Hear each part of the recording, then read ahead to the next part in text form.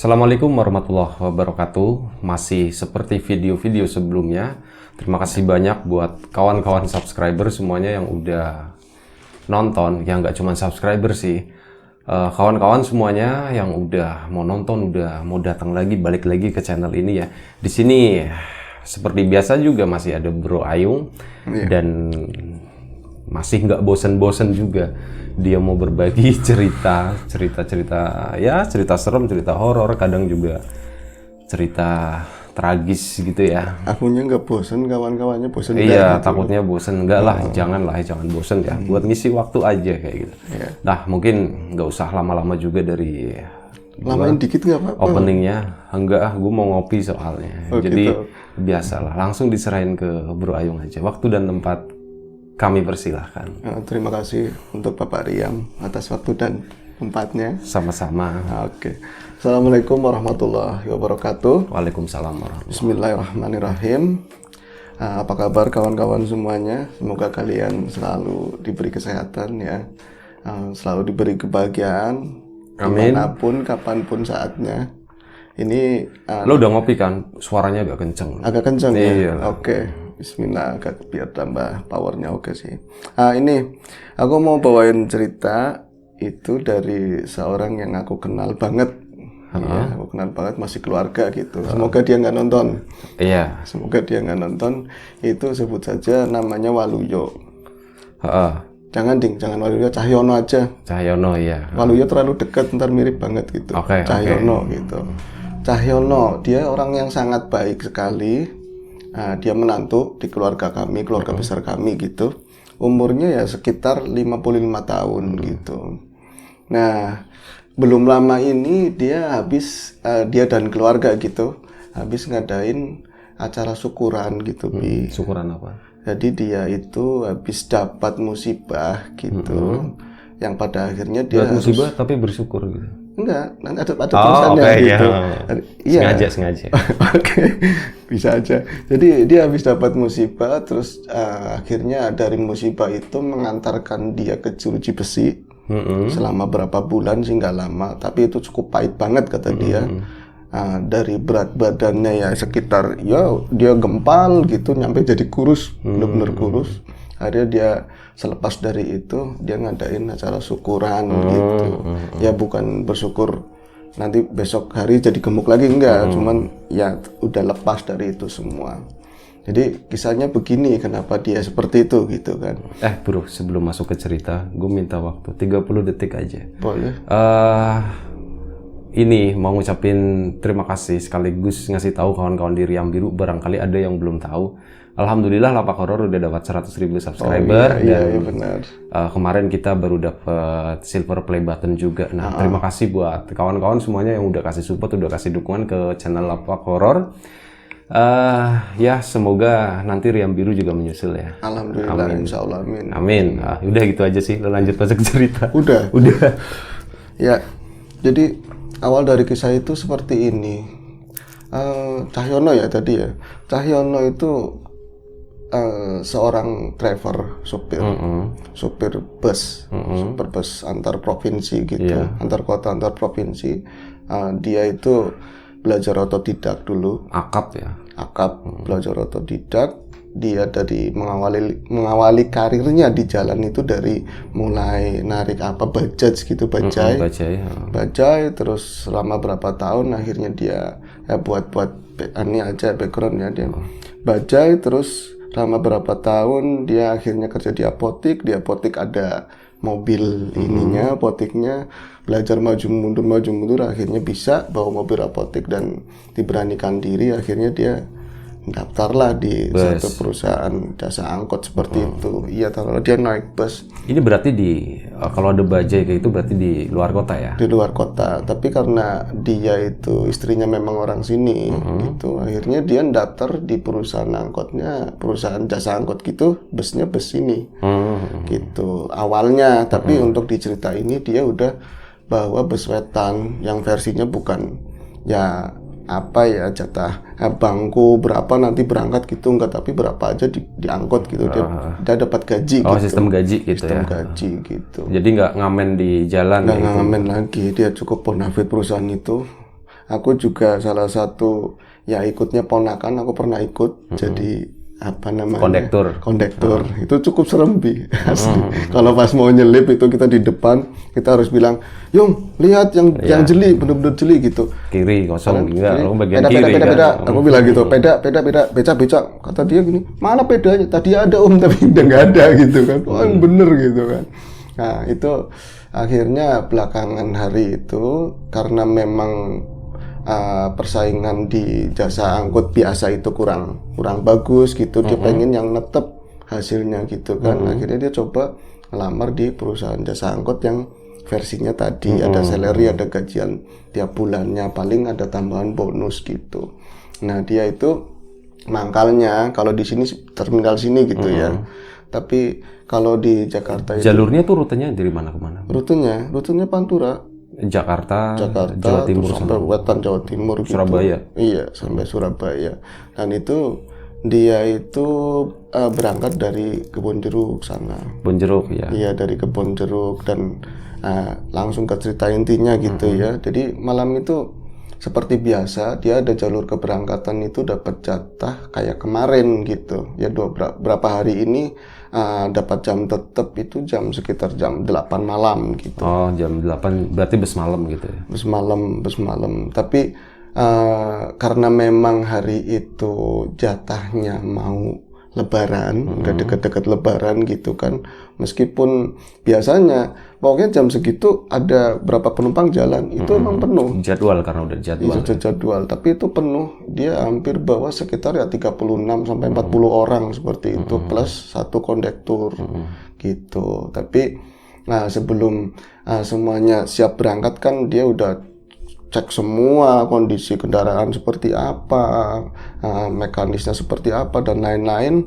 Terus udah fix semuanya, akhirnya dia udah mau naik, dipegang sama si ini kondekturnya, namanya Udin gitu. "Mas, ngapunten Mas, aku mau ada bawa orang boleh nggak?" "Bawa orang gimana? Kita kan agak ketat, lagian aku orang baru," gitu kan. "Iya, masalahnya ini Mas, biasalah," dia sambil ngelirik-ngelirik begitu. Dia itu bawa cewek, tahu-taunya. Cewek itu janda. Jadi sisihannya si itu loh, si kondektur itu. Ya kondektur itu ya sudah punya istri sebenarnya. Tapi karena ada janda molek, dia pengen ikut, ya nebeng lah gitu sampai ke Wetan sana gitu. Akhirnya ya karena nggak enak, ya udah tapi gimana ya Din? Kalau misalnya ada periksaan, kamu yang ngumpet ya. Tapi kalau ngumpet, masa kelihatan kondekturnya cewek, pakainya nggak seragam gitu. Ya gampang Mas, nanti kalau ada periksaan kayak gitu, saya ke depan langsung. "Oh, ini mau ditaruh samping." "Iya, buat hiburan jenengan," kata dia gitu. Emang kan lumayan packagingnya gitu. Akhirnya, "Oke wis, kalau kayak gitu." "Nah, orangnya mana?" "Ya tadi." "Oh, yang tadi, bukan yang ini." "Oh, itu mah enggak, itu bocahnya itu memang janda muda gitu kan." Akhirnya berangkatlah mereka di jam 8 pas, ya lebih sedikit. Setelah semuanya udah siap, mereka berangkat gitu. Sebenarnya dari awal sih ada perasaan yang gini, kata aku manggilnya dia Om gitu. Aku hari itu sebenarnya badan tuh sehat, sarapan lancar, kita dari kemarin aku udah sakit sebulan lalu dan ini lagi fit-fitnya sebenarnya. Cuman ada hawa malas yang tiba-tiba dia datang, aku nggak ada masalah keluarga, semua baik-baik aja, tapi itu perasaan kok malas banget. Aku mau bangun dari dari tempat kita kumpul gitu ya, kita mau ke bus itu aja udah males banget, padahal udah dicek semuanya udah oke, kita tinggal berangkat. Bahkan kita setelah jalan itu aja besoknya dapat gaji, aku ada banyak perlu gitu dari uang itu, tapi ini kok bisa males banget, hawanya males banget gitu. Nah setelah, karena "Om, yuk kita berangkat, udah siap semua," gitu, dia kan ngopi, yaitu firasat atau gimana, itu kopi yang baru diminum seteguk itu, tahu-taunya dipegang. Dia dibilang gini, "Kopi itu saya pegang ada tatakannya, memang ada ini pakai pising kecil gitu, tahu-tahu bisa jatuh gitu aja, nggak kesenggol nggak apa." Itu jatuh prak, langsung ke keramik, itu pecahannya nancep di yang buat nginjek ini rem, kan kaki kiri ya, buat nginjem kanan. Rem kanan, gas buat nginjek gas di itu nanti. Gas kanan. Gas rem kopling. Gas rem kopling, iya oke. Berarti kaki kiri dia nancep begitu, ada beling kecil gitu. Dia mulai, ya namanya orang kadang-kadang kan meskipun nggak percaya tahayul karena nggak biasa, akhirnya kan terhubung. Ini mau ada apa kata dia gitu. Tapi karena memang tugas akhirnya, Mas, loh kenapa kakinya Mas ini mau berapa dulu apa enggak? Beliin Hansaplast aja, Hansaplast sono beliin.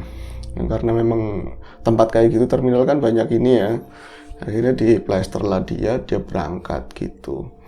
Cuman kata si Udin, orang mau kejadian yang macam-macam itu Mas Cahyono biasanya itu kan rame bercanda mulu, apalagi sengaja tak taruhin di depannya wanita gitu, boyo diledekin apa diajak ngomong buat hiburan.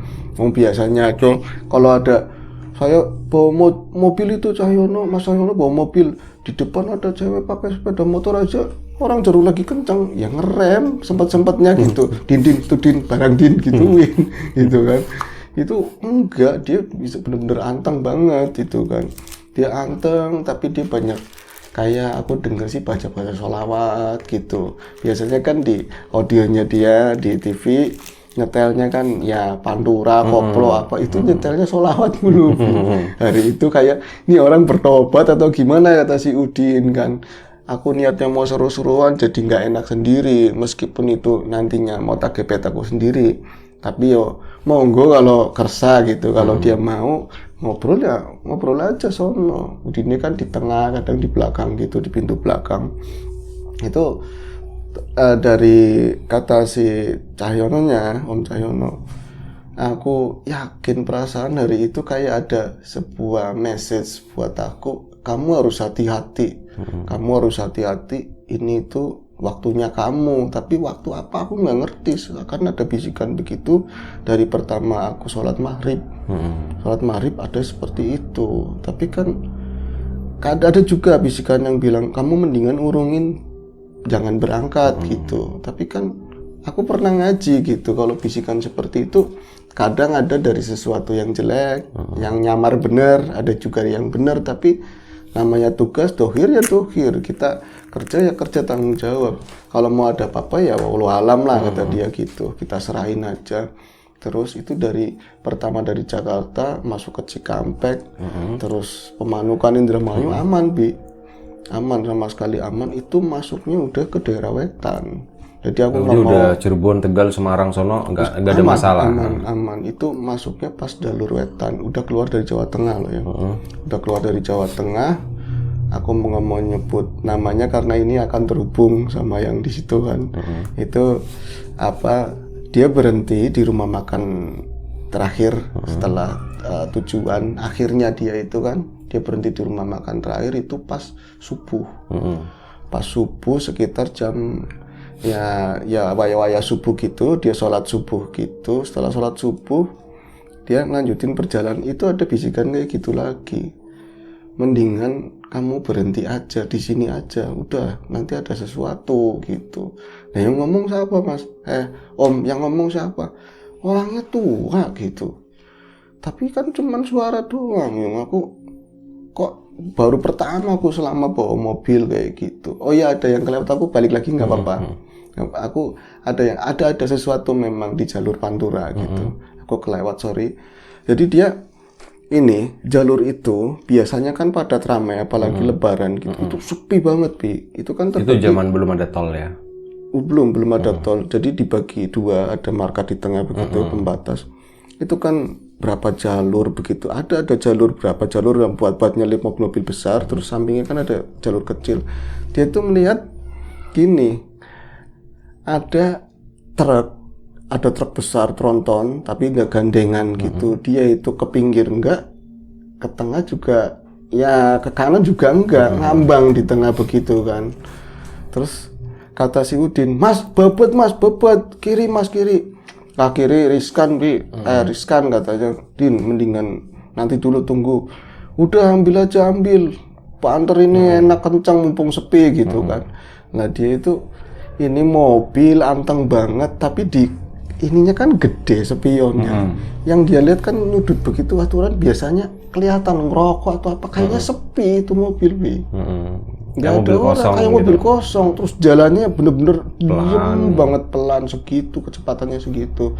Akhirnya dia kan mepet begini kan, akhirnya mepet begini, lah pas dia mutusin dalam arti aku ambil ini, masuk dim kan sen kanan, dia langsung ambil begitu dari arah seberang, persis di jalurnya dia itu ada kol diesel katanya, ada kol diesel, pokoknya nggak nyampe pasti harus kena, nggak bisa enggak gitu. Dalam pandangannya dia gitu.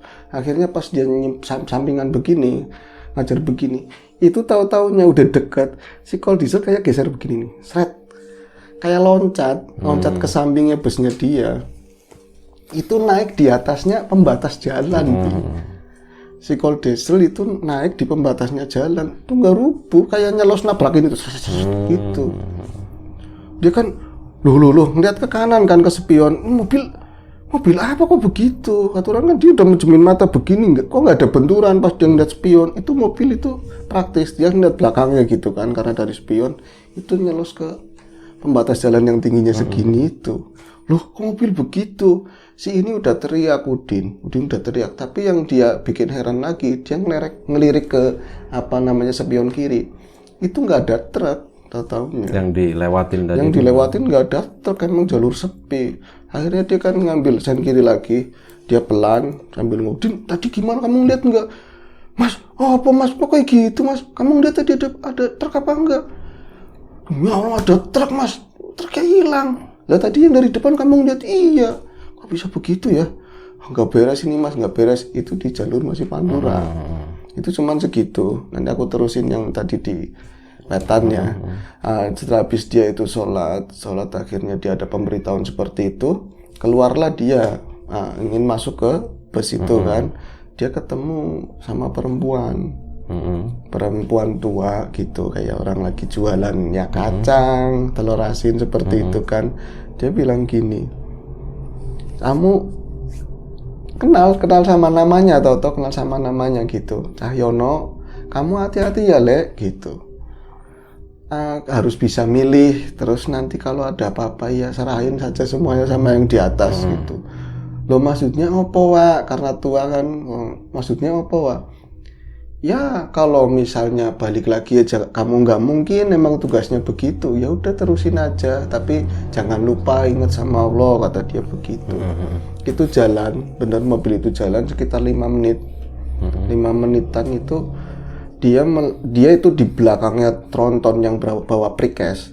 Prikes itu apa? Prikes itu semacam tembok apa ya, cor-coran yang ditaruh itu gedung-gedung yang gitu. Buat pagar biasanya.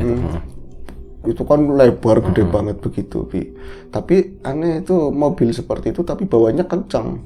Karena dia lagi fresh-freshnya habis sholat, seger lagi, kencang juga di belakangnya dia. Tahu-tahu dia ngerem mendadak, ngerem mendadak.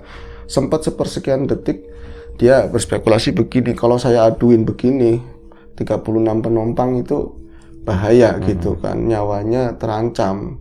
Akhirnya dia mutusin buang ke kanan, karena dari arah supir kan kelihatan di kanan tuh lega gitu. Dia buang ke kanan tapi tetap nggak nyampe, itu separuh bus yang depan itu kena. Gitu. Nah itu yang dia lihat, dia ngeliat ke samping setelah tumpukan itu, di sininya perempuan itu patah. Siapa? Perempuan yang di yang depan tadi, itu. Yang depannya Udin itu. Iya, yang demenannya Udin itu di sininya patah. Terus dia nggak tahu apa-apa lagi. Setelah itu dia juga pingsan kan, karena tumpukan keras seperti itu. Ada teriakan derit di belakang begitu. Taunya dia setelah siuman dari rumah sakit, dia dapat kabar bahwa si perempuan itu meninggal akhirnya. Gitu. Akhirnya dia dikasih ini pesan sama dia kan, nelpon ke beberapa kenalan gitu, kalau misalnya kayak gitu biasain aja kayak yang lain juga nggak masalah, kamu ngilang 1, 2, 3 tahun nggak masalah. Kalau nggak mau masuk gitu kan, tetap aja, kalau itu kan pasalnya kelalaian yang membuat hilangnya nyawa seorang, kalau nggak salah seperti itu. Dia akhirnya tetap nggak bisa, aku harus tanggung jawabin perbuatanku sengaja atau enggak gitu. Tapi sebelum akhirnya kan dia lapor di Polres tempat, mobil dikandangin, penumpang dialihkan ke yang lain gitu kan. Tapi dia ada itikat baik mau nganterin jenazahnya si perempuan itu.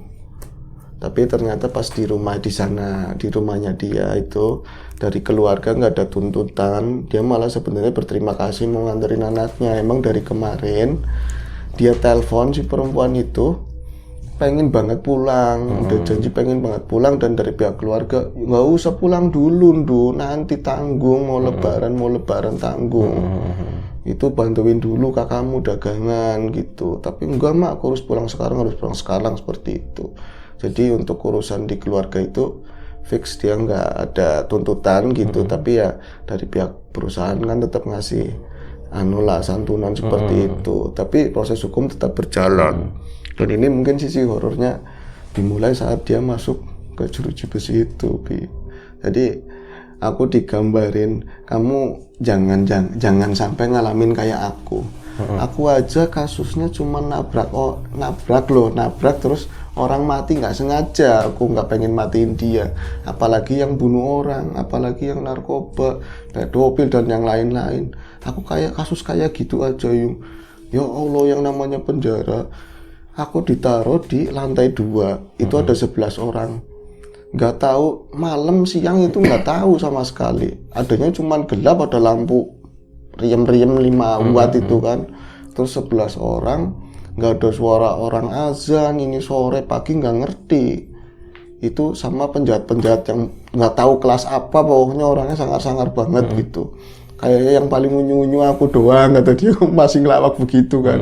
Tapi itu Om, nggak ada yang ngajak ngomong, tapi ngeliat di sana kayak ada yang macet-macet begitu, ada yang ngeliatin aku kayaknya apa digituin. Aku ya ciut. Catatannya itu Om Cahyono itu penakut banget, padahal bawanya mobil gede. Itu kalau di rumah, sorry ya Om, kalau misalnya nonton mau kencing aja minta diingetin istrinya loh, asli. Tapi kalau bawa mobil itu nggak pantas lah kalau kayak gitu.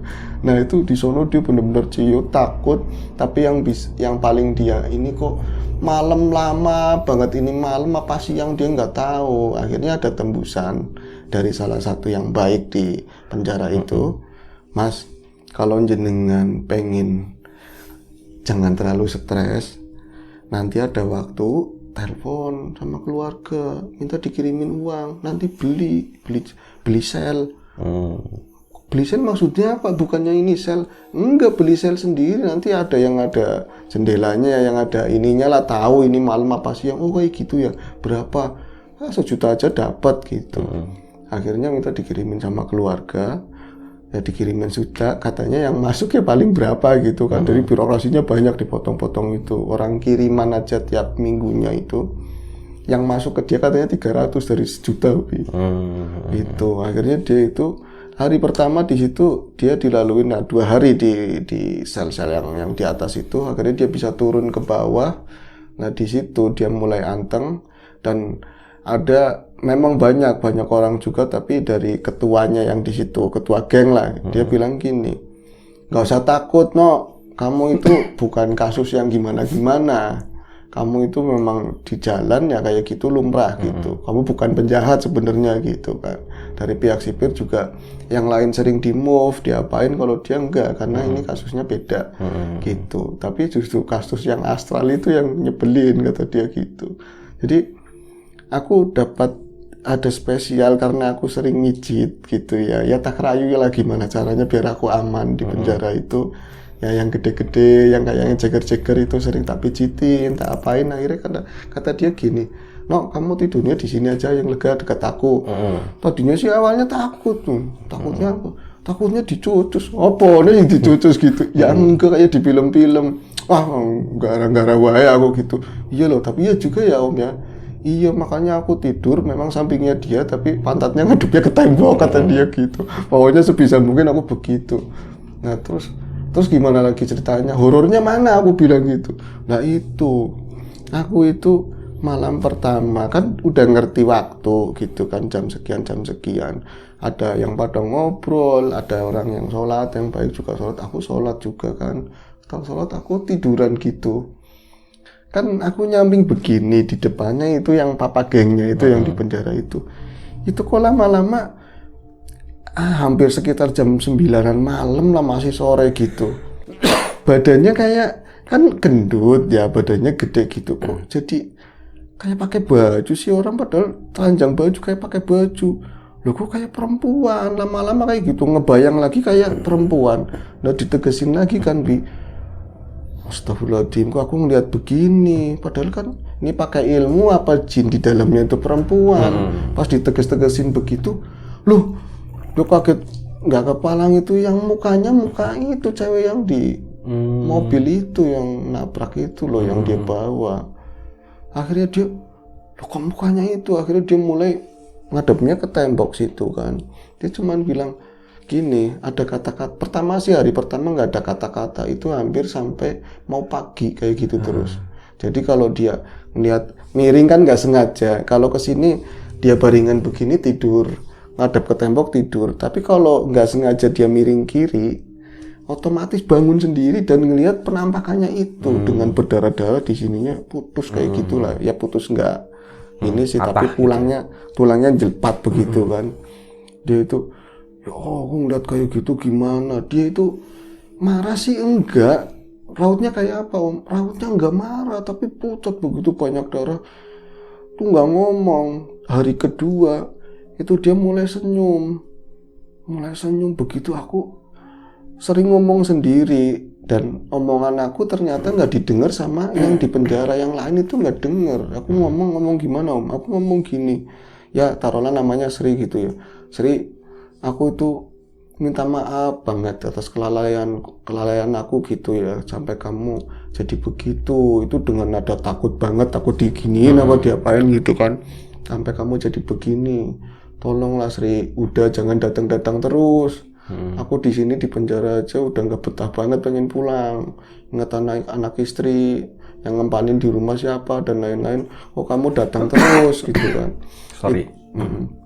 Nah itu nyampe berapa hari, akhirnya itu dia mulai ngomong, si Srinya itulah gini, iya aku ngerti Mas, itu mulai bangun nggak berdiri gitu. Itu dalam posisi sama-sama duduk, dia habis wirid habis ya sholat malam gitu. Dia itu duduk di depannya dia, tapi posisinya udah nggak berantakan, Bi. Modelnya kayak pertama dia mau berangkat normal begitu, ya, normal. Orang biasa. Terus iya Mas, aku tahu jenengan nggak salah gitu, jenengan nggak salah. Terus yang dipertaruhkan kan waktu itu nyawa banyak, aku aja yang salah. Aku itu anak nggak nurut sama orang tua, aku ngeyel sampai kayak gini. Lagi pula aku juga udah ngelakuin hal yang gak baik sama temennya jenengan gitu kan. Jadi ya sebenarnya aku mau ngucapin makasih, jenengan udah mau nganterin aku sampai ke rumah, maksudnya jenazahnya kali ya.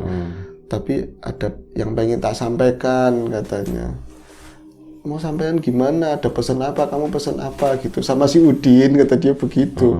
Enggak, tolong sampaikan, jenengan kan kemarin datang ke orang tuaku. Aku minta tolong nanti kalau jenengan udah keluar dari sini, insya Allah sih seminggu lagi jenengan keluar, kata dia gitu. Seminggu lagi jenengan keluar, jenengan tolong ke rumahku, ketemu sama orang tua tuh, tolong sampaikan. Itu nangis dia di situ, nangis, dia ngungkapin semua. Tolong sampaikan kalau aku minta maaf sama orang tua, minta maaf atas semua kesalahannya. Aku udah jadi anak yang gak nurut, kemarin ngecewain orang tua dan udah bikin beban selama ini. Pokoknya aku minta maaf biar aku tenang. Terus tolong jenengan datang ke makamnya aku minta doa kayak gitu. Ini tuh bener selama ya 3 bulan, tapi itu sering datangnya kan berangsur. Lagi awal itu kan sering gitu ya, sering intens setiap malam. Itu kadang seminggu sekali, itu kadang nengokin senyum kayak gitu doang. Sampai akhirnya dia keluar. Itu yang lainnya, no kamu kadang-kadang senyum sendiri ngeliat siapa sih, no kadang-kadang ngomong sendiri ngeliat siapa. Nggak apa-apa Om, nggak apa-apa Mas gitu kan. Dia nggak mau terus terang, tapi ada orang yang bisa ngeliat tau-taunya di dalam. Kamu kan ditemuin yang kamu ajakin kemarin ya, yang mati itu kan. Kan jenengan tahu, iya ya emang begitu kalau belum tenang, kata dia begitu. Nah akhirnya singkat ceritanya itu dia keluar, itu dari gemuk jadi kurus banget, asli bener-bener kurus banget. Dia nemuin orang tuanya dan ziarah ke makamnya dia gitu. Tapi karena memang udah selesai untuk hukumannya dia, terus dapat potongan macam-macam, terus ditembak pakai mani juga kan, akhirnya dia bisa keluar dengan cepat. Tapi dia ada sesuatu yang nyangkut. Ini sebenarnya yang bikin truk yang bawa precast itu berhenti mendadak tuh apa gitu kan. Tahu-taunya pas dia ngecek cari informasi gitu, truk yang di depan itu berhenti, itu kan subuh, itu baru berangkat lagi itu besoknya katanya. Jadi kan subuh itu dia berhenti mendadak kan, dia setelah berhenti mendadak itu truk nggak kemana-mana, mesin mati total modelnya loh. Itu kan nggak banget kalau kayak gitu. Kalau misalnya ada gangguan yang macam-macam kan, kalau kita mencet komplit otomatis masih ngeluyur gitu kan. Kalau dia nggak, dia kayak di pause begitu, Bi. Dan yang dia lihat, kata supirnya kan, dia cross check ke tempat kejadian, ada supir cerita ke orang-orang situ bahwa dia tuh ngeliat ada perempuan nyebrang gitu. Jadi dari arah kanan dia tiba-tiba nyebrang, lihat perempuan itu langsung begini, langsung tangannya nyetop begitu loh, langsung tangannya nyetop. Akhirnya dia berhenti mendadak begitu. Itu yang truknya? Yang truknya langsung berhenti mendadak. Nah, sambungannya ke sananya, tahu-taunya tanpa disadari Cahyono itu pernah punya masalah dengan seseorang kayak gitu, yang tersakiti tanpa dia sadari, kayak gitu. Dan orang tersebut ya mau dibilang gimana ya, kadang ada orang-orang yang nggak tahu terlalu mendalam tentang bahasan spiritual dan yang lain-lain, tapi dia ada bawaan dari leluhur gitu. Ada pendamping, dan pendamping itu kan cover dia sepenuhnya gitu. Ketika dia itu marah dan nggak bisa mengontrol diri, itu yang jalan itu temennya gitu loh. Itu setelah aku nelusurin sendiri gitu, tapi aku Muhammad Cahyono kan, ternyata ya dia itu yang punya masalah sama Cahyono itu yang bikin ulah. Maksudnya buat pelajaran Cahyono untuk jangan kayak gitu lagi sama keluarganya ke dia gitu. Karena majikannya nangis sampai keloro-loro gitu gara-gara ucapan mereka seperti itu. Jadi tetap aja ada sebab akibat kayak gitu sih. Enggak semuanya begitu aja gitu, enggak. Makanya harus lebih hati-hati ya. Hati-hati kita. Ya apapun, ucapan terutama ya kan. Sekarang si Mas Cahyono balik lagi, nyupir lagi, cuman kan dalam kondisi pandemi kayak gini ya, kemarin juga sempat berhenti lama, ini mulai aktif lagi. Bahkan dengar udah ada klausul minta di lockdown lagi, ya repot Cahyono kan. Oke. Udah kelar bro? Udah. Oke, terima kasih kawan-kawan. Itulah salah satu cerita dari Bro Ayung tentang pengalaman seorang sopir bus malam ya, Mas Cahyono ya. Ya itulah, semoga kita bisa mengambil hikmah atau sisi positif dari apapun yang diceritain gitu ya. Dan kalau ada sesuatu yang negatif ya itu sebaiknya dibuang jauh-jauh gitu. Terima kasih banyak buat kawan-kawan udah mau nonton, udah mau dengerin cerita di channel ini. Terima kasih juga buat Bro Ayung udah berbagi ceritanya Mas Cahyono. Jaga kesehatan kawan-kawan semuanya, semoga kita tetap diberi kemudahan dalam hal apapun, termasuk kemudahan dalam hal rezeki. Sekali lagi terima kasih banyak. Kami mohon maaf bisa ada sesuatu yang nggak berkenan di hati dan di pikiran atau di telinga mata kawan-kawan semuanya, mohon dimaafkan. Terima kasih banyak. Assalamualaikum warahmatullahi wabarakatuh.